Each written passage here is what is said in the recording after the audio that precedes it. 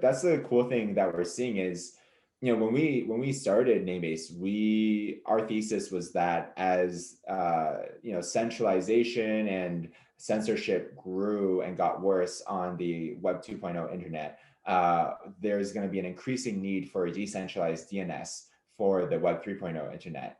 Because the thing that most people don't realize is, if you think about the internet protocol stack, you have TCP, IP, you have HTTP, and then you have DNS, and you have some other protocols, application-specific protocols like email, etc. But DNS is actually at the center of the internet. It's an entry point on your web browser, right? The first thing you do on a web browser, you type in a domain name, right? You type in google.com or youtube.com or facebook.com. So it's actually a front and center infrastructure for the internet. And it's one of the most important pieces of the infrastructure that needs decentralizing. So that was our thesis for it. And now what we've seen over the past few years is that thesis is basically coming to fruition. Just this last month, we have Trump's deplatforming, Partler getting shut down across every layer of the stack, right? AWS banning them and all these other service providers. We have the WhatsApp exodus to Signal, which is crazy to see. Now Signal has a huge jump in users.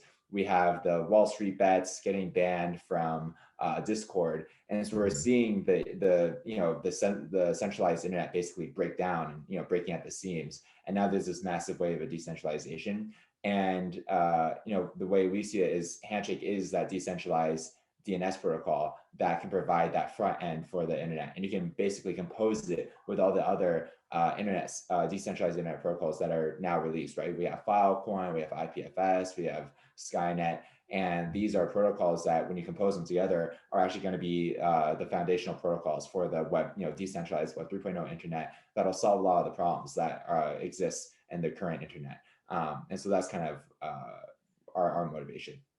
It sounds like it bodes incredibly well for you guys too, given the fact that there's privacy issues, monetary issues, and people moving out of the stock market right now to decentralized assets, cryptos, things like that. People moving out of WhatsApp into Signal.